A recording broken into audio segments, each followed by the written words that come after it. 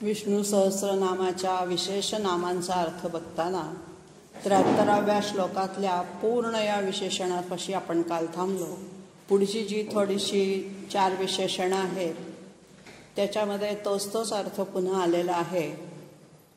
पुरयिता जे 73व्या विशेषणातल्या दुसऱ्या ओळीमध्ये आलेलं आहे. पुरयिता कामना पूर्ण करणारा, स्वतः जो परिपूर्ण आहे तो इतरांनाही पूर्ण स्वरूपात नेणारा. पुढचं आहे पुण्य. पुण्यस्वरूप, पवित्र, मंगल अशा अर्थाने त्याला म्हटलं आहे.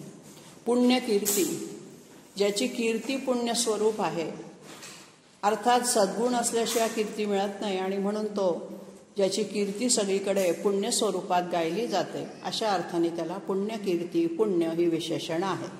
अनामय, आमय म्हणजे रोग, अनामय म्हणजे जो रोगरहित आहे, कुठल्याही प्रकारचे आधिव्याधी विरहित, अत्यंत पवित्र, आरोग्य संपन्न. 3 प्रकारच्या व्याधी असतात, अधिभौतिक, अधिदैविक आणि आध्यात्मिक.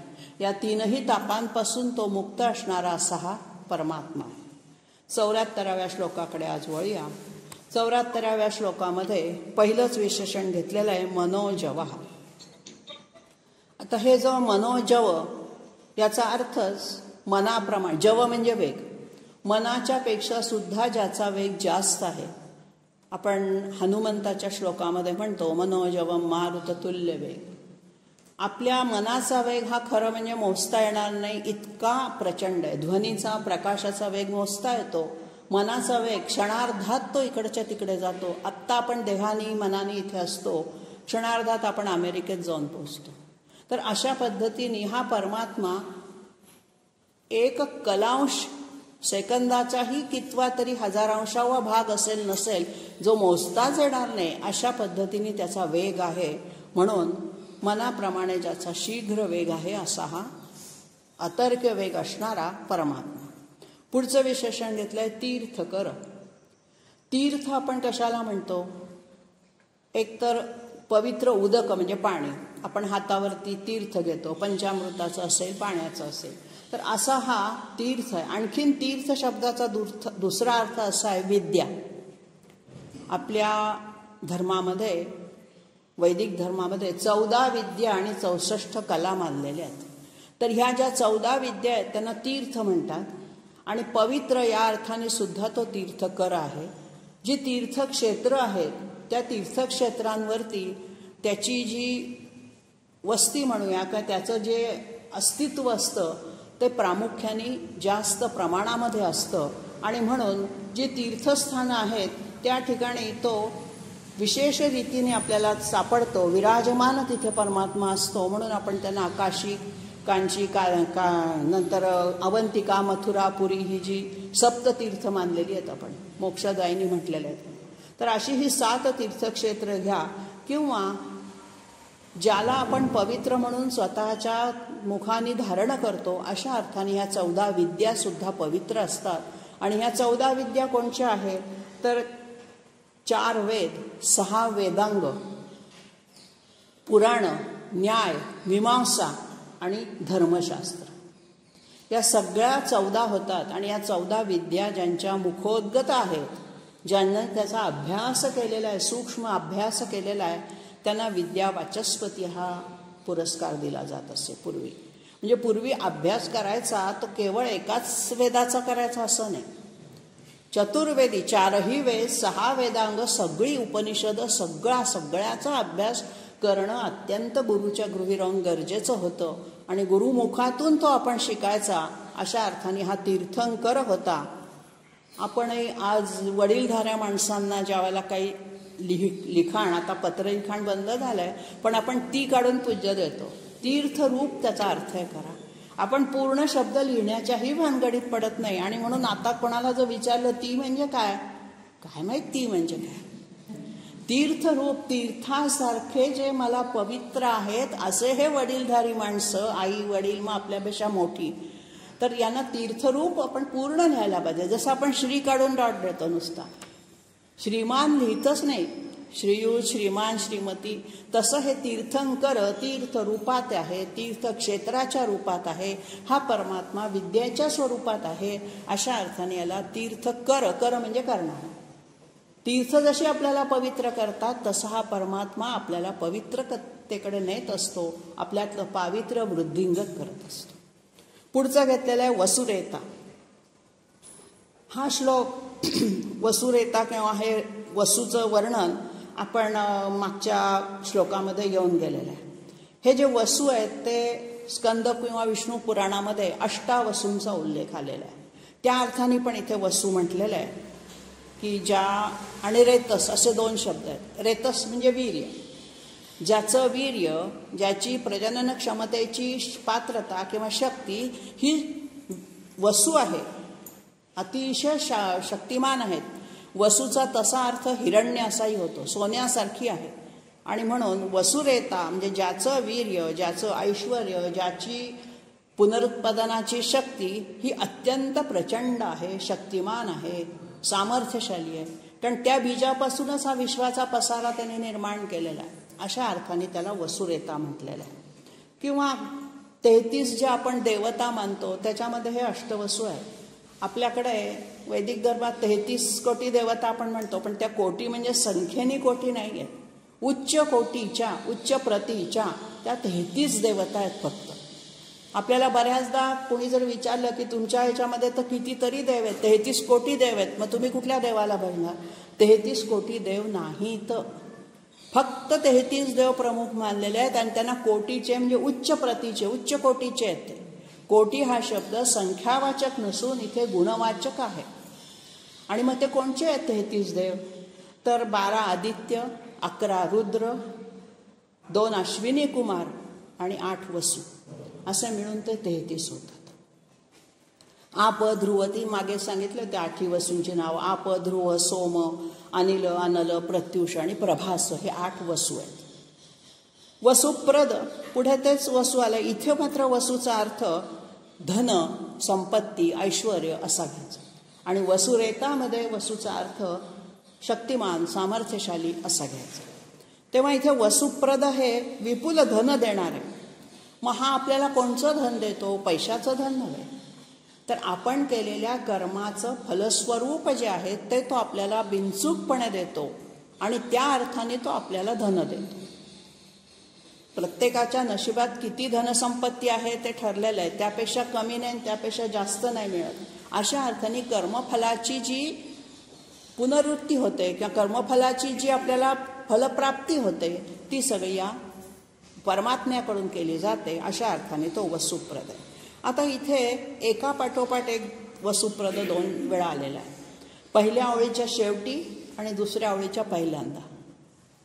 मग काय भीष्माचार्यांना शब्द आठवला नाही असं नाही आहे. एकच शब्द ज्या वेळेला 2 अर्थांनी परंतु लागोपाठ असा येतो त्याला व्याकरणामध्ये दाम यमक. यमक म्हणजे काय? एकच शब्द 2 अर्थांनी वेगवेगळ्या पद्धतीने एकाच वाक्यात वापरणं. परंतु हा पूर्णच्या पूर्ण शब्द पहिल्या ओळीत वेगळ्या अर्थाने आणि दुसऱ्या ओळीच्या सुरुवातीला म्हणजे लागोपाठ आलेला आहे, त्याला दाम यमक असं म्हणतात. म्हणजे एकच शब्द पण त्याची पुनरावृत्ती जी केली जाते त्याला भिन्न अर्थ असतो. मग वरचा जो वसुप्रद आहे तो कर्मफलप्रद रूपी धनदान देणारा, आणि इथे दुसरा जो वसू आहे हा ज्ञानफल देणारा. सगळ्यात उत्कृष्ट फल जर कुठलं असेल तर ज्ञान आहे. आणि ते ज्ञानफल मिळावं म्हणून तशी ज्ञानप्राप्तीसाठी आवश्यक कर्म केली गेली पाहिजेत. गुरुगृही जाणं, अध्ययन करणं, मनन करणं ही ज्ञानप्राप्तीसाठी केली जाणारी कर्म आहेत. आणि म्हणून ह्या कर्माची फलं जी आहेत ती मोक्ष रूपानी, ज्ञानरूपानी आपल्याला देणारा असा हा दुसरा जो वसुप्रद आहे तो मोक्ष. ज्ञानाचं फळ काय? तर मोक्ष. आधी ज्ञान हे फळ मिळवायचं आणि मग त्या ज्ञानरूपी कर्मामधून भक्ती करून, ज्ञानोत्तर भक्ती करून मग त्या फळाकडे म्हणजे मोक्ष फळाकडे जायचं. अशा अर्थाने इथे वसुप्रद म्हटलेलं आहे. वसु शब्दाचा इथे सगळा पुढच्या विशेषणांमध्ये वापर केलेला आहे, अनुप्रास साधलेला आहे. पुढचं विशेषण आहे वासुदेव. हेही येऊन गेलेलं आहे आपल्याला.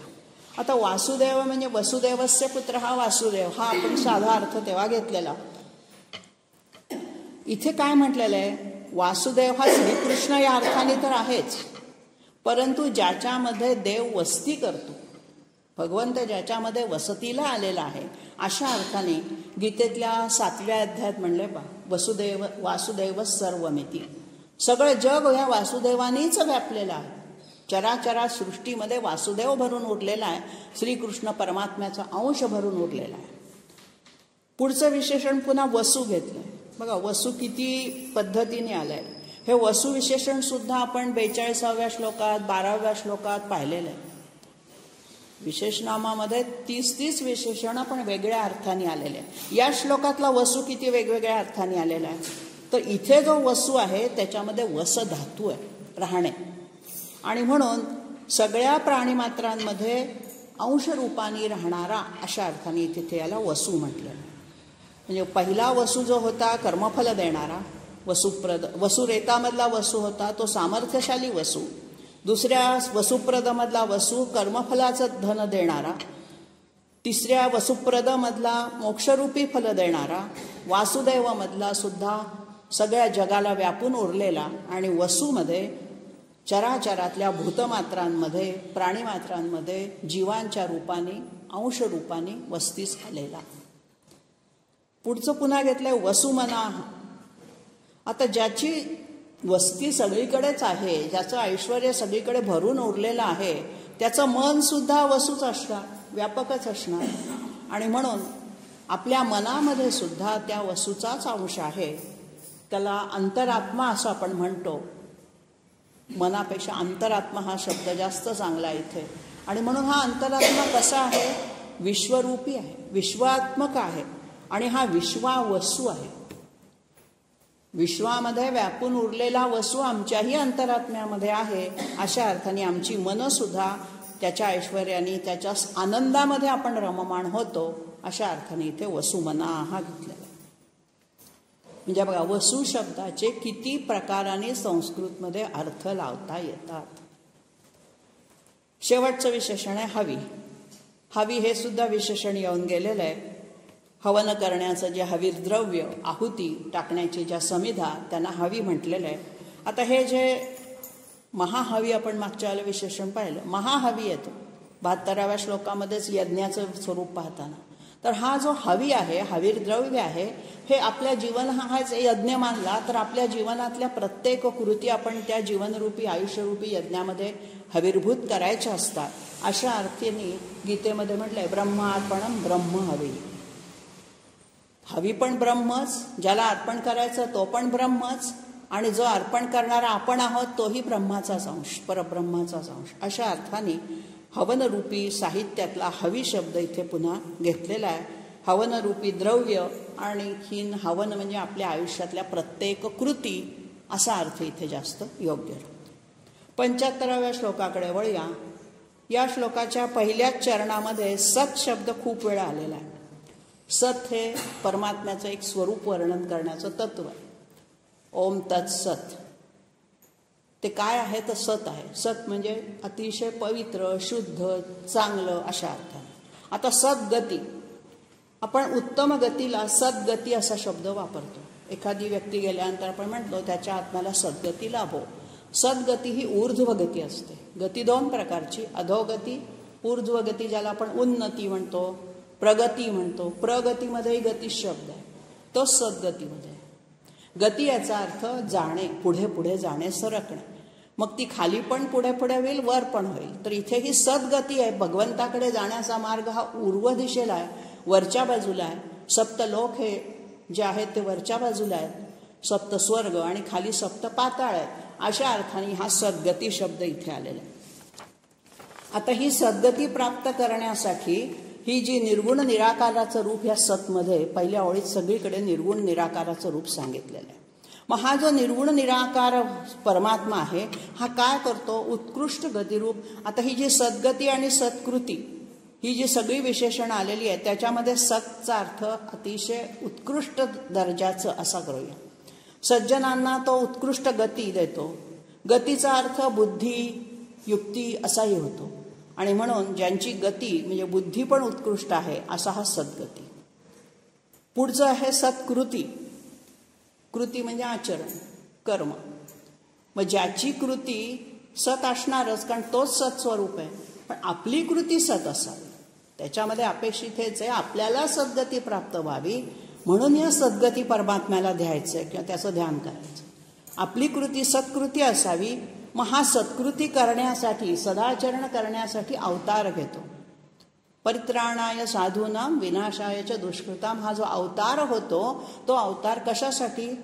सद्रक्षणाय होतो. खलनिग्रहणाय, दुष्टांचा नाश करायचा असताना त्याला जे सत्कर्म करावी लागतात, दुष्टांचा नाश म्हणजेच सज्जनांचं रक्षण आणि म्हणजेच सत्कृती. अशा अर्थाने जगाच्या रक्षणासाठी त्यांनी केलेली सगळी कर्म ही सत्कर्मच असतात. आणि म्हणून आपणही समाजाच्या, आपल्या अवतीभोवतीच्या लोकांच्या रक्षणासाठी, भल्यासाठी, निदान आपल्या सभोवतालच्या लोकांचं भलं व्हावं अशा अर्थाने आपली पण सत्कृती असावी. पुढे आलंय सत्ता. त्या सत्तामध्ये सुद्धा सद्भाव आहे. सत्ता ही राजकीय किंवा राजाची सत्ता पण असू शकते आणि ईश सत्ता पण आहे. या संपूर्ण चराचर विश्वामध्ये ईश्वराचीच सत्ता आपल्याला जाणवती आहे. आणि म्हणून ज्याचं अस्तित्व हे असणेपणाची जी जाणीव आहे, अस्तित्व म्हणजे काय? आपण आहोत ही जाणीव आपल्याला असणं, ही अस्तित्वाची जी जाणीव आहे तिला सत्ता असं म्हणतात. मग प्रभुसत्ता, ईश सत्ता, राजसत्ता, लोकसत्ता असा हा सत्ता शब्द अनेक मागे वेगवेगळी विशेषणं लावून केला जातो. लोकसत्ता असते, तशी प्रजेची पण सत्ता असते.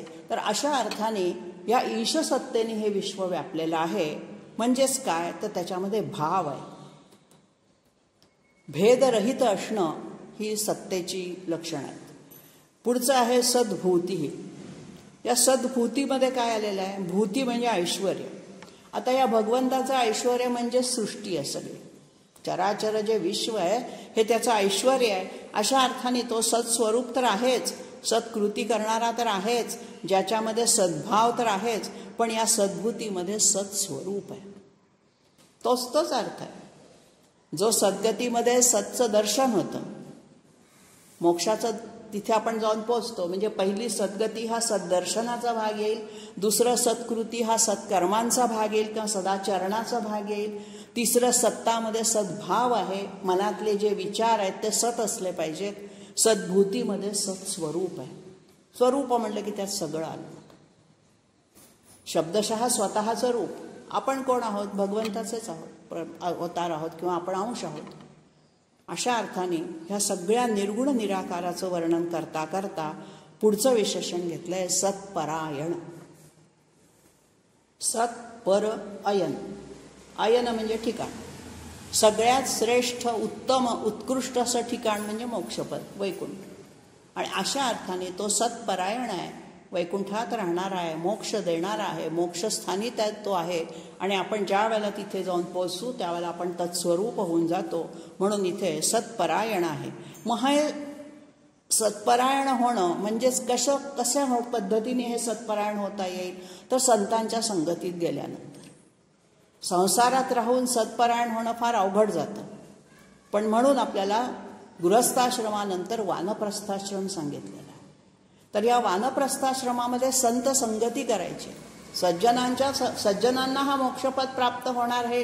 त्यांनी त्या जिवंतपणेच स्वतःचं मरण पाहिले म्या डोळ्यात, माझंच मरण मी डोळ्यांनी पाहिले असं ज्यावेळेला संत तुकाराम म्हणतात त्यावेळेला हाच अर्थ असतो की आम्ही आमच्या मृत्यूनंतरचा सगळा प्रवास कसा करायचा आहे हा सगळा आम्ही आमच्या डोळ्यांनी आजच बघून ठेवलेला आहे. अशा अर्थाने हा सत्परायण, सज्जनांचं श्रेष्ठ आश्रयस्थान असणारा जो विष्णुपद किंवा ज्याला आपण मोक्षपद म्हणूया तोच आहे. आता त्याच्यानंतरची 4 विशेषणं वेगळ्या स्वरूपातली आहेत. पहिली सगळी निर्गुण स्वरूपातली पाहिली, निर्गुण परमात्म्याचं वर्णन. आता पुढच्या 4 विशेषणांमध्ये सगुण स्वरूपाचं वर्णन आहे. परमात्म्याचं जे सगुण रूप आहे ते तिथे दाखवलेलं आहे. शूरसेन हेही विशेषण आपण पाहिलेलं आहे. शूरसेन नावाचा राजा यदुवंशातला होता, शूर राजा. त्याच्यामध्ये कृष्णाचा जन्म झालाय त्या वंशात. या अर्थाने त्याला शूरसेन म्हटलेलं आहे. किंवा शूर आणि सेन, श्रीकृष्णाचे आजोबाच होते शूरसेन. शूरसेनाचा मुलगा वसुदेव, वसुदेवाचा मुलगा श्रीकृष्ण. तर हा शूरसेन शब्द वेगळ्या अर्थाने जर सोडवला, शूरा सेना यस्य, ज्याची सेना शूरवीर आहे. जसा एकच शब्द शूरसेन केला तर तो राजा, आणि शूरा सेना म्हटला तर ज्याची सेना शूर. आता ह्याची सेना म्हणजे कोण? भगवंताची सेना काही अशी कोणासाठी लढण्यासाठी वेगळ्या स्वरूपात नाही आहे. हनुमंताच्या रूपात आला, वानर सेना तयार केली, ही ईशसेनाच झाली. दुष्टांच्या विरुद्ध लढण्यासाठी त्यांनी जी जी काही सेना तयार केली ती सगळी ईशसत्तेची सेना होती. मग तो हनुमंत असेल, पांडवांचं रूप असेल, सगळ्या पद्धतीने ज्याच्या सेनेमध्ये पराक्रमी असे वीर पुरुष आहेत असा हा शूरसेना. यदुश्रेष्ठा, पुन्हा यदुकुळामधला श्रेष्ठ. यदू हा सगळ्यात पहिला त्यांचा राजा होता आणि त्याच्या पुढे त्याचा जो वंश आहे तो जसा रामाचा रघुवंश तसा हा कृष्णाचा यदुवंश. अशा अर्थाने पण त्याला यदुवंश असं म्हटलेलं. पुढचं विशेषण घेतलंय सन्निवास. आता हे विशेषण थोडंसं समजून घ्यावं लागणार आहे. सन्निवास साधा अर्थ आहे संत सज्जनांमध्ये निवास करणारा. मग हा जो संत सज्जनांचं सत्पुरुषांचं निवासस्थान आहे, हा निवासस्थान निर्गुण निराकाराचा संकेत ज्या वेळेला सगुण साकारांच्या रूपामध्ये आपल्याला होतो, निर्गुण परमात्मा आपल्या सगुण रूपामध्ये अवतार घेतो, त्यावेळेला त्याचं जे आचरण असतं ते आदर्श आचरण असतं. मग तो राम असेल, कृष्ण असेल, मग ते काय करतात तर सज्जनांच्या ठिकाणी निवास करतात, संतांच्या रूपाने आपल्याला ते मार्गदर्शन करतात. अशा अर्थाने तो सन्निवास घेतलेला आहे. आणि म्हणून त्यांचं जे अलौकिक ज्ञान आहे संतांचं ते कसं असतं? वैराग्यपूर्ण असतं. केवळ वैराग्यपूर्ण असतं असं नाही, तर त्यांना कुठल्याच गोष्टीची, षड्रिपूंची तर त्यांची तमा बघितलेलीच असते सगळी, पण कोणत्याच गोष्टीची त्यांना फिकीर नसते किंवा काळजी नसते, चिंता नसते. अशा अर्थाने का तर त्यांनी त्यांचा सगळा भार भगवंतावर टाकलेला असतो. स्वतःची ज्यावेळेला चिंता काळजी करतो तेव्हा ती जबाबदारी मग आपली होऊन बसते. लहान मूल जसं सगळी जबाबदारी आईवर टाकून मोकळा होतो त्यावेळेला त्याला काहीच करावं लागत नाही. ते उदाहरण देतात, गाडीमधून प्रवास करताना छोटा बाळ बरोबर आहे, तिकीट काढलेलं असतं, तो म्हणतो मला दे तिकीट. आई म्हणते तुला काय करायचं त्या तिकिटाचं, बाई झोप तू इथेच. आणि मग नंतर तिकीट तपासणार आहे, तो जातो, ही आई तिकीट दाखवते, त्याला काही फिकीर नाही, आपण तिकीट काढलंय नाही काढलंय, तो निवांत आईच्या भरोशावर झोपून गेलेला असतो. असं भगवंतावर आपली सगळी जबाबदारी टाकून आपल्याला निश्चिंत रोज झोप आली तर समजायचं आपण सन्निवास झालेलो आहोत. तर अशा अर्थाने आपलं मन कुठे निवास केलं पाहिजे? आपल्या मनाने तर भगवंतामध्ये निवास केला पाहिजे. साधं सगुण अवतारातलं जर एक उदाहरण पाहिलं तर कृष्ण शिष्टाई ज्या वेळेला महाभारतात तो कौरव पांडवांचं युद्ध टाळायचा प्रयत्न करण्यासाठी कृष्ण यांच्याकडे आलेला होता हस्तिनापुरामध्ये. त्यावेळेला दुर्योधनाने त्याच्या स्वागताची, राहण्याची इतकी उत्तम व्यवस्था केली होती. त्याला वाटलं आता हा आपल्याकडे येतो म्हणजे आपली सगळी सोय तो स्वीकारणार. परंतु श्रीकृष्ण थेट गेले आपला तो विदुराच्या घरी, कारण विदुर संत सज्जन होते. अख्खी सुखसोयीची व्यवस्था टाळून डावलून संतांच्या आश्रयाला गेला. तो सन्निवास असा हा परमात्मा आहे.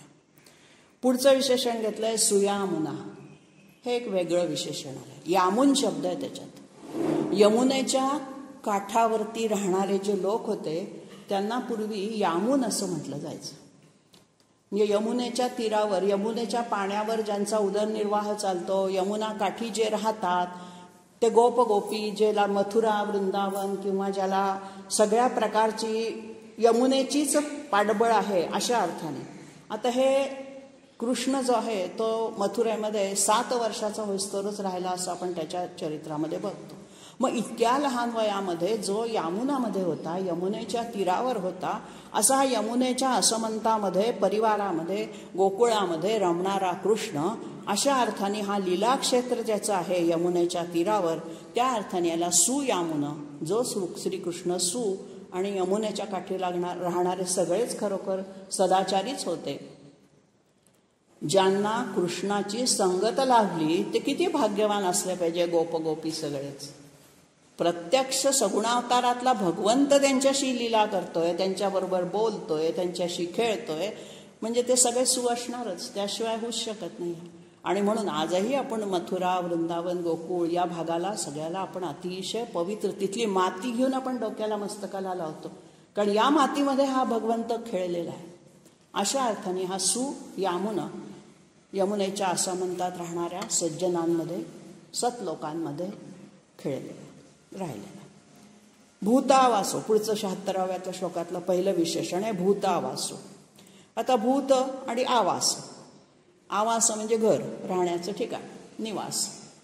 भूतांमध्ये म्हणजे सगळ्या सजीव प्राणीमात्र्यांमध्ये जो राहतो अंशरूपाने जीवात्मा, हा भूतावास. आता हा जो सजीव प्राणीमात्रांमध्ये राहतो म्हणजे प्रत्येकाच्या हृदयामध्ये अंशरूपाने परमात्मा आहे असं आपण मानतो.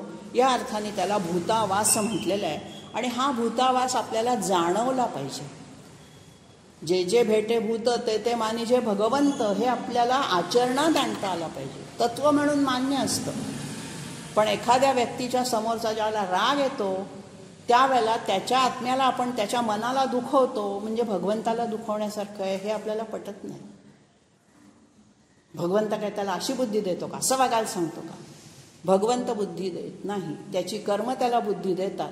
परंतु त्या कर्माकडे न बघता त्याच्यातल्या परमात्म्याच्या अंशाकडे बघून त्या व्यक्तीचे सगळ्या गोष्टींना तुम्ही क्षमा करायला जेव्हा शिकाल त्यावेळेला तुमच्यातला परमात्मा आणि त्याच्यातला परमात्मा एक आहे याची अनुभूती तुम्हाला येईल. ताबडतोब आपला क्रोध शांत होतो.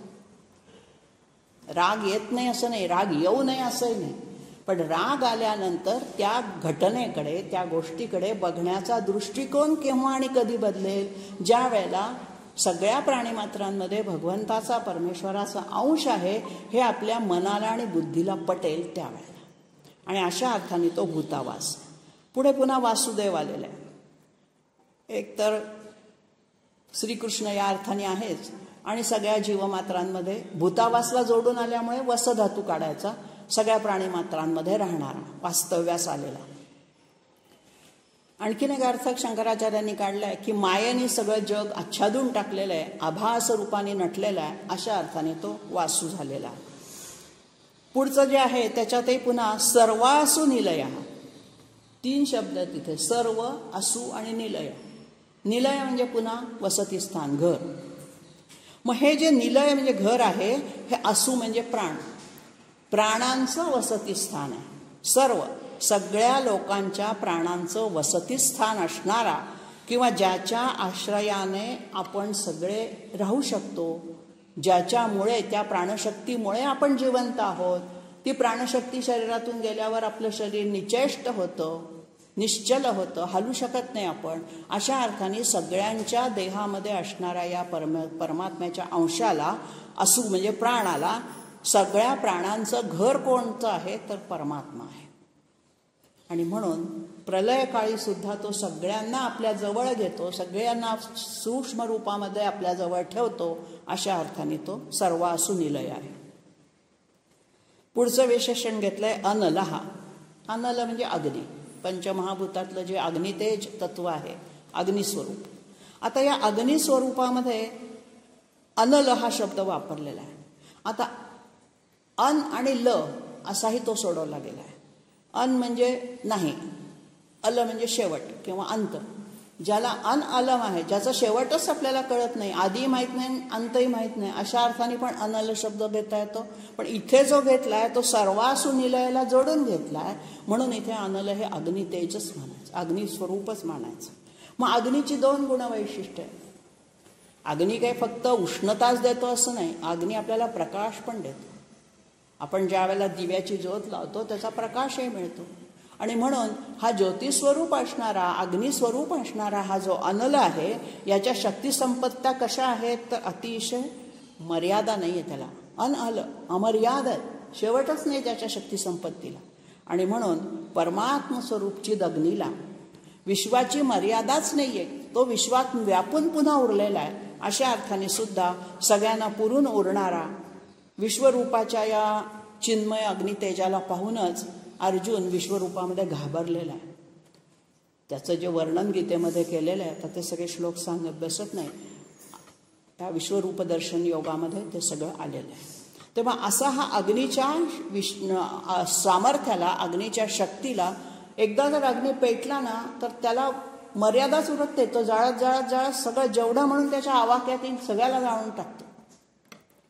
तसा हा भगवंत आहे.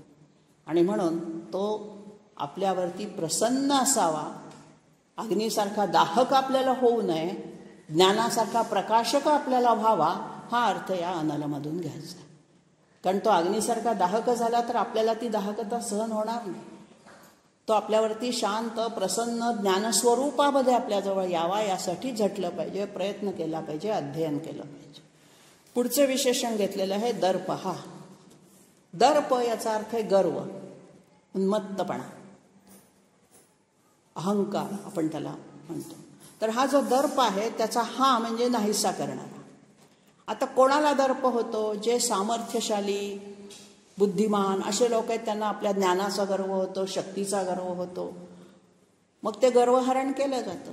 भीमालाही गर्व झाला होता, हनुमंतांनी त्याचं गर्वहरण केलं. तर अशा स्वरूपामध्ये दर्प हा गर्वाचं हरण करणारा तो आहे. ज्याला ज्याला म्हणून गर्व अहंकार झाला त्याचा त्याचा विनाश त्यांनी केलेला आहे. मग तो रावण असेल, कंस असेल, कोणाच्याही रूपात सगुण रूपात येऊन त्याचा दर्प गर्व दूर केलेला आहे. दर्प हा दर्पदत दृप्त, 3 विशेषणं एकच सूत्रात घ्यायची. दर्प हा पण आहे, दर्प दूर करणारा पण आहे, आणि दर्प द पण आहे. द म्हणजे देणारा. अशी बरोबर विरुद्ध विशेषणं आपण पुष्कळ ठिकाणी पाहिली. मग ही विरोधाभासी, परस्पर विरोधी असणारी गुणवैशिष्ट्य या एकाच परमात्म्यामध्ये सामावतात, तेव्हा त्याच्या गुणवैशिष्ट्याचा जी व्याप्ती आहे ती त्याच्यातून दाखवायची असते. म्हणजे तो काय करतो? दुष्टांचा दर्प हा करतो, दर्प दूर करतो, नष्ट करतो. आणि सज्जनांचं काय करतो? दर्प द करतो. स्वाभिमान, दर्प म्हणजे दुसरा चांगल्या अर्थाने दर्प शब्द घेतला तर स्वाभिमान, वाईट अर्थाने घेतला तर दुरभिमान. तर म्हणून स्वाभिमान लोकांचा, जे स्वाभिमानी लोक असतात, जे कष्टाळू असतात, जे प्रयत्नाने सगळं प्राप्त करून घेतात, अशा लोकांचा आत्मविश्वास, दर्प तो वाढवतो. अशा लोकांना दर्प देतो. आणि ज्या लोकांना दर्पाचा, अहंकाराचा अतिरेक झालेला आहे त्यांचा दर्प दूर करतो. अशा अर्थाने दोन्ही विशेषणं परमात्म्याच्या ठायी प्रसंगानुरूप उमटतात. प्रसंग कसा आहे? दुष्टांच्या हननाचा असेल तर त्यांचा दर्प दूर केलाच पाहिजे. प्रसंग जर, आता हिरण्यकश्यपूचं उदाहरण पहा. हिरण्यकश्यपूला अत्यंत दर्प झालेला होता, गर्व, अहंकार, मी मोठा, माझी पूजा करा. त्याचा दर्प दूर केला. आणि भक्त प्रल्हादाचा काय केला? त्याला आत्मविश्वास वाढवला. त्याचा इतका त्याला त्रास सहन करावा लागत होता तरी सुद्धा तो आत्मविश्वास, त्या विष्णूवरची त्याची भक्ती वाढतच गेली. अशा अर्थाने तो प्रल्हादाला दर्प द ठरला, हिरण्यकश्यपूला दर्प हा ठरला. पुढचं आहे दृप्त. आता हा दृप्त म्हणजे आपल्याच आनंदामध्ये जो रममाण झालेला आहे, तो कोणाची तबा बाळगत नाही, क्षिती बाळगत नाही, कोणाची पर्वा करत नाही. परमात्म्याला कशाचीच फिकीर नाही, स्वतःच्याच आनंदामध्ये रममाण आहे. तसे संत सज्जनही असतात, त्यांना देहाची फिकीर नसते. जपतपाला बसले की अन्न, भूक, कशाचाही त्यांना विसर पडलेला असतो, सगळ्याचा कशाचंच स्मरण राहत नाही. अशा अर्थाने हा दृप्त, आपल्याच आनंदामध्ये रममाण होणारा, अशा अर्थाने दृप्त म्हटलेला आहे. आणखीन दृप्त शब्दाचा अर्थ असा होतो की उफाळून वर येणं, ज्याच्यामधलं शक्ती, सामर्थ्य, आनंद उफाळून वर येत असतो, ओसंडून वाहत असतो, त्याला पण दृप्त शब्द संस्कृतमध्ये वापरला जातो. मग ते आनंदाने दृप्त आहे का गर्वाने दृप्त आहे, हे 2 वेगवेगळी लक्षणं आहेत. पण नुसता दृप्त म्हटला तर ज्याच्यामध्ये खूप ओसंडून वाहतोय, मग तो अहंकार आहे की स्वाभिमान आहे, हे त्याच्या आचरणातून मग कळतं. आणि अशा सगळ्यांना ज्याला धरून दृप्त असणारा असा हा प्रसंगानुरूप आपल्याला तो सांगतो. असा दृप्त जो असतो, हा दृप्तच माणसाचा दर्प जिरवू शकतो. म्हणून परमात्मा स्वतः दृप्त आहे, म्हणूनच तो दर्प हा पण आहे आणि दर्प द पण. पुढचं घेतलेलं आहे दुर्धर. हा धूर म्हणजे अवघड, धर म्हणजे धरून ठेवणं. ज्याला धरून ठेवणं अवघड आहे, परमात्मा हा इतका चंचल आहे, इतका वेगळ्या स्वरूपात जाणवतो की त्याला कोणत्याही रूपामध्ये, मूर्तीमध्ये, ध्यानामध्ये असं पकडून ठेवता येत नाही. आणि अशा अर्थाने तो दूरधर आहे. कारण काय आहे, तो निरुपाधिक आहे. त्याला कशाची उपाधी लावताच येत नाही, त्याचं वर्णन करताच येत नाही. कशात धरून ठेवणार? शब्दात मावत नाही, आकारात मावत नाही, रंगात मावत नाही, रूपात, कशातच तो मावत नाही. एखादी गोष्ट धरून ठेवायची तर आपण धान्य धरून ठेवायला कोठी वापरू, पाणी धरून ठेवायला माठ वापरू. तर असा तो कशात मावतच नाही. कशात तुम्ही त्याला धरून ठेवणार, भरून ठेवणार? अशा अर्थाने तो दूरधर आहे. आणि म्हणून त्याला धरण्याची इच्छा असणारा जो साधक असतो, तो एकनिष्ठ भक्त असतो, तो त्याला आपल्या मनामध्ये अंशरूपाने धरून ठेवू शकतो. पण तेवढी साधना झाल्यानंतर ध्यानामध्ये, ध्यानावस्थेत, समाधी अवस्थेत हे त्याच्याशी एकरूप होतात योगी लोक. आणि मग तरीसुद्धा योग्यांना तो अवघड आहे. गीतेमध्ये वर्णन आहेच योगी पुरुषाचं. तेव्हा अशा अर्थाने तो दूरधर आहे. पुढचा शब्द अथ आलाय. अथ हे पादपूर्ण अव्यय आहे. ज्या वेळेला अनुष्टुप छंदामध्ये हे श्लोक लिहिताना 1-2 अक्षरं कमी पडली, तर अथ हे सगळ्यात आरंभसूचक असा अव्यय आहे. कुठल्याही गोष्टीची सुरुवात करताना अथ म्हटलंय. शंकराचार्यांनी जे भाष्य, शांकर भाष्य लिहिलं गीतेवरचं किंवा ब्रह्मसूत्रांवरचं शांकर भाष्य, त्याची सुरुवात केली अथा तो ब्रह्मजिज्ञासा. शांकर भाष्याची सुरुवातच या शब्दाने. किंवा अथ आपण जी रामरक्षा म्हणतो तिथेही आपण अथ हा सुरुवातीचा शब्द आहे. फारसा काही त्याला हे नाही. अथ ध्यानमध्ये ध्यान करायचं असलं तर आता ध्यानाची सुरुवात, आणि इति ध्यानमध्ये ते इति म्हणजे संपतं. इति हे सगळ्यात शेवटी वापरायचं आणि अथ हे सगळ्यात सुरुवातीला आरंभी वापरायचा अव्यय. पुढचं शेवटचं त्या श्लोकातलं विशेषण आहे अपराजिता. आता ज्याचा पराजय करणं शक्य नाही, अजय आहे तो, दुर्जय आहे, कोणीच त्याला जिंकू शकत नाही. कारण तो स्वतःच मुळात जयरूप आहे. आणि म्हणून ज्याचा पराजय करणं सुद्धा शक्य नाही, कोणाकडून तो पराभूत होत नाही, अशा अर्थाने तो अपराजित आहे. आता इथे जे दानव शत्रू आहेत त्या दानव शत्रूंना तो पराजित करतो, पण दानवांना किंवा राक्षसांनी त्यांना भगवंताला पराजित करणं शक्य झालं नाही. सगुण रूपामध्ये सुद्धा तो आहे. किंवा आपले जे शत्रू आहेत ते कोण आहेत? आपल्यामध्ये जे शत्रू आहेत ते षड रिपू आहेत. रिपू म्हणजे शत्रू. म्हणून तर काम, क्रोध, मद, मोह, लोभ आणि मत्सर यांना शत्रू म्हणलेले आहे, षड रिपू म्हणलेले आहे. तर हे रिपू आहेत. या शत्रूंना विजयी, त्यांच्यावर आपल्याला विजय मिळवायचा असेल, त्यांना जिंकायचं असेल तर या अपराजित विष्णूची उपासना करावी, हे याच्यातून सुचवायचं. पुढच्या श्लोकातलं पहिलं विशेषण आहे विश्वमूर्ती. ही जी विश्वाची मूर्ती आहे हा भगवंत सगळीकडे नटलेला आहे. आता विश्वमूर्ती, महामूर्तीमध्ये मूर्ती शब्दाचा सगळीकडे अनुप्रास साधलेला आहे. पण हा मूर्ती रूप जो आहे, मूर्तीपदाचं सूत्रच आपण म्हणूया त्याला, या सगळ्या श्लोकांत विश्वमूर्ती, महामूर्ती आणि दीप्तमूर्ती हे सगळे जवळजवळ सारख्या अर्थाचे शब्द आहेत. मूर्त रूपामध्ये, व्यक्त रूपामध्ये, दिसेल अशा स्वरूपामध्ये जे असतं त्याला आपण मूर्ती म्हणतो. एक पाषाण असतो, एखादा धातू असतो, पण त्या धातूपासून मूर्ती घडवल्याशिवाय त्यातला देव आपल्याला दिसत नाही. शिल्पकाराला एखाद्या पाषाणामध्ये मूर्तीचं काल्पनिक स्वरूप दिसतं आणि मग तो बाजूबाजूचा भाग काढतो. मूर्ती तिथेच असते. मातीसारखी दुसरीकडनं आणून तो चिटकवत नाही दगड. मूर्ती त्या दगडामध्येच असते, फक्त अनावश्यक भाग तो काढून टाकतो, मग मूर्त स्वरूपातली मूर्ती आपल्याला दिसते. अशा अर्थाने हा विश्वाची मूर्ती आहे. मग समग्र दृश्य अदृश्य सगळं जग यांच्यामध्ये नटलेलं आहे. आणि म्हणून या सगळ्या विश्वमूर्तीला आवाहन करताना, त्याची आराधना करताना ज्ञानेश्वर महाराज सुद्धा म्हणतात आता विश्वात्मके देव. हा जो विश्वात्मक आहे, विश्वदेव आहे, याची ही ती विश्वमूर्ती आहे. म्हणजे हे विश्व जणू काय त्याची मूर्ती स्वरूपच आहे. पुढे महामूर्ती, ज्याच्या मूर्तीचं स्वरूप आकार प्रचंड आहे. आता हा जर निर्गुण निराकार आहे तर याची मूर्ती कशी करायची? पण तरीही आपण खूप उंच अशी मूर्ती करतो. हनुमानाची सगळ्यात जगातल्या उंच मूर्ती. कशासाठी? की इतक्या उंच मूर्ती पाहून सुद्धा याच्याही आणखीपेक्षा उंच हा भगवंत आहे याची थोडीशी कल्पना आहे. आणि म्हणून हा महामूर्ती आहे. आपल्या कल्पनाशक्तीच्या पल्याड असलेली इतकी महान आहे ती.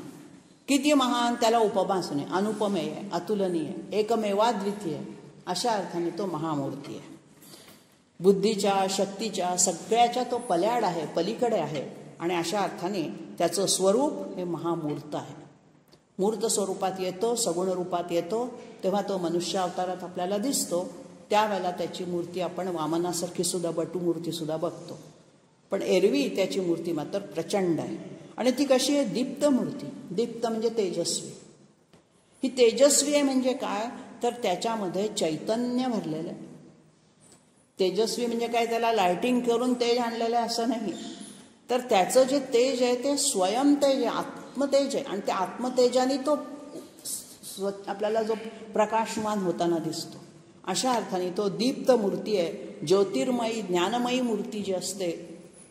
आणि म्हणून आपण ज्योतिर्लिंग असा शब्द, 12 ज्योतिर्लिंग आहे. तर ज्योतिस्वरूप आहेत ती, प्रकाश स्वरूप आहेत. अतिशय त्याच्यामध्ये दीप्त मूर्ती आहे ती सगळी. आणि म्हणून दीप्ती म्हणजे तेज, तेजाने व्यापलेली. तेज हे पंचमहाभूतातलं एक पंचभूत आहे. तर अशा अर्थाने तेजस्वी असणार आहे. आता इकडे दीप्तमूर्ती, महामूर्ती, तेजमूर्ती, दीप्तमूर्ती म्हणतात. आणि पुढचंच विशेषण घेतलंय अमूर्तिमान, ज्याची मूर्तीच नाही, म्हणजे त्याचं निर्गुण रूप आलं. सगुण रूपातून निर्गुणाकडे, निर्गुणातून सगुणाकडे आपल्याला कोणत्या तरी मार्गाने भगवंत आहे त्याचं अस्तित्व जाणवावं, भावावं, मनाला पटावं, हा प्रयत्न या सगळ्या स्तोत्रांचा असतो. आणि म्हणून अमूर्तिमान. आता काय असतं? तो मूर्ती धारणच करत नाही, सगळ्याच्या पलीकडे असल्या कारणाने एका रूपामध्ये एकच एक मूर्ती आहे असं नाही, त्याची अनेक मूर्तींनी तो नटलेला. आणि म्हणून पुढचं पुन्हा म्हटलं अनेक मूर्ती, म्हणजे ज्याची मूर्ती नाही परत तो अनेक मूर्ती पण आहे. पण सगळ्यातलं तत्व एक आहे. एक रोजच्या ह्याच्यातलं उदाहरण बघूया. माती असते, त्या मातीपासून कोणी गणपती बनवतो, कोणी देवी बनवतो. शाडूच्या मातीपासून अनेक मूर्ती बनवता येतात. मग माती तर तीच आहे, पण मूर्ती अनेक आहेत. धातू तर एकच आहे, त्या धातूचा कोणी गणपती बनवतो, कोणी विठ्ठल बनवतो, कोणी देवी बनवतो. पितळ्याच्या धातूपासून अनेक मूर्ती घडवलेल्या जातात. पण त्यातलं मूळ तत्व काय आहे? पितळ. मूळ तत्व काय आहे? माती. तसा तो सत्तत्वाने भरलेला आहे. आणि त्याच्या अनेक मूर्ती आहेत. पण त्या सत्तत्वाला मूर्ती आहे का? मातीला मूर्ती आहे का? पितळेला मूर्ती आहे का? नाही. म्हणून त्यातलं सत्तत्व हे जाण्याचा प्रयत्न करायचा. आपण फक्त मूर्तीमध्ये रमतो, पण ही पहिली पायरी असावीच लागते सगुण मूर्तीमध्ये रममाण होण्याची. त्याच्याशिवाय सगुणापासून निर्गुणाकडे जाण्याचा मार्ग सोपा होतो, जो संतांनी आपल्याला दाखवलेला आहे. आणि म्हणून अनेक मूर्ती घेतल्यानंतर एक विशेषण निर्गुणाचं, एक सगुणाचं, आणि परत अव्यक्त म्हटलंय. म्हणजे पुन्हा तो अव्यक्त आहे, दिसत पण नाही. तेव्हा अशा अनेकविध विशेषणांमधून या अव्यक्त परमात्म्याचंच वर्णन कधी सगुण कधी निर्गुण असं करता करता हा अनिर्देश्य असा प्रकारचा नाही, अशा प्रकारचा नाही. मग कसा आहे? याच्या पलीकडे काय असेल ते तुम्ही बघा. अशा अर्थाने हा अमूर्ती, अव्यक्त आहे. शतमूर्ती, पुन्हा अनेक मूर्तीसारखंच आलं शतमूर्ती. शेकडो त्याच्या मूर्ती आहेत. मग ह्या सजीव सृष्टीमध्ये जेवढे शेकडो आत्मे आहेत, जीवात्मे आहेत, प्राणी आहेत, सगळ्या योनी आहेत, या शतमूर्तीच आहेत. त्याच्या मूर्तीच आहेत. ह्या जणू काय चालत्या बोलत्या मूर्ती आहेत ह्या, हालचाल भगवंताच्या आपण. आणि म्हणून शतमूर्ती या अर्थाने त्याला सजीव सृष्टीतला जीवात्मरूपी मूर्ती धारण करणारा. आणि शतानन, शतमूर्तीला जोडूनच शतानन घ्यायचं. मूर्ती असली की त्याला आनन म्हणजे तोंड असणारच. गजाननमध्ये गजस्यैव आननम, हत्तीप्रमाणे ज्याचं मुख आहे तो गजानन. तर हा शतानन आहे. याचे आनन म्हणजे मुख, शेकडो मुख आहे त्याला. मग ही शेकडो मुख म्हणजे पुन्हा या आपण जे जीवात्मे जगामध्ये शेकडो 100 या अर्थाने शतशब्द वापरत नाही आपण. शेकडो वेळा म्हणजे खूप वेळा, अनेक वेळा, अशा अर्थाने ते शतशब्द आहे. मुखाची 2 कामं असतात, बोलणे आणि खाणे. मग ह्या सगळ्या चराचर सृष्टीतल्या सगळ्या मूर्ती अनेक रूपांनी भक्षणही करतात आणि अनेक रूपांनी वाणी पण बोलतात. अशा अर्थाने तो शतानन पण आहे, शतमूर्ती पण आहे, शतावधी स्वरूपाने तो नटलेला आहे. आणि म्हणून मनुष्य, पक्षी, पशु यांची जी वाणी आहे ना, त्या वाणीमध्ये हा भगवंत नटले आहे. आपल्याला पक्ष्यांचं बोलणं कळत नाही, पण पक्ष्यांची इथून तिथून सगळ्या विश्वातल्या पक्ष्यांची बोली किंवा भाषा किंवा ज्याला वाणी म्हणूया ती एक आहे. असं नाही की इंग्लंडमधले पक्षी इंग्रजीत बोलतात, मराठीतले महाराष्ट्रातले पक्षी मराठीत बोलतात, असं नाही. आपली मराठी किंवा ही बोलीभाषा आपण वेगवेगळ्या स्वरूपात करतो. आणि म्हणून पूर्वी संस्कृत ही विश्वबोली होती, विश्वभाषा होती. तशी या पशु पक्षी प्राण्यांची पण विश्वभाषा असते. सगळ्या विश्वातले हत्ती त्याच पद्धतीचे हुंकार काढणार. ते एकमेकांनाच फक्त कळतात, आपल्याला कळत नाही. हत्तीचं बोलणं सिंहाला कळत नाही, सिंहाचं गुरगुरण्यातला अर्थ, पक्षी चिमणीच्या चिवचिवातला अर्थ इतरांना कळत नाही. अशा अर्थाने तो शतानन आहे, शतमुख आहे आणि शतमूर्ती पण आहे. आणि म्हणून समर्थ रामदास म्हणतात की आपल्या तोंडातून नेहमी नम्र, स्वये सर्वदा नम्र वाचे वदावे. स्वतः नेहमी नम्रपणाने आपल्या तोंडातून अपशब्द काढू नये, शिव्या देऊ नयेत, कारण आपलं मुख त्यामुळे अशुद्ध होतं. ज्या मुखातून तुम्ही श्रीरामाचं नाव घेणार आहात त्या मुखातून कधीही अपशब्द काढता कामा नये. अशा अर्थाने आपल्या मुखाचं पावित्र्य आपणच जपलं पाहिजे. कितीही क्रोध आला तरी आपल्या वाणीवरती, आपल्या शब्दांवरती आपलं नियंत्रण ठेवता आलं पाहिजे. हेच या शतमूर्ती शताननमधून शिकायचं असेल. पुढच्या श्लोकाकडे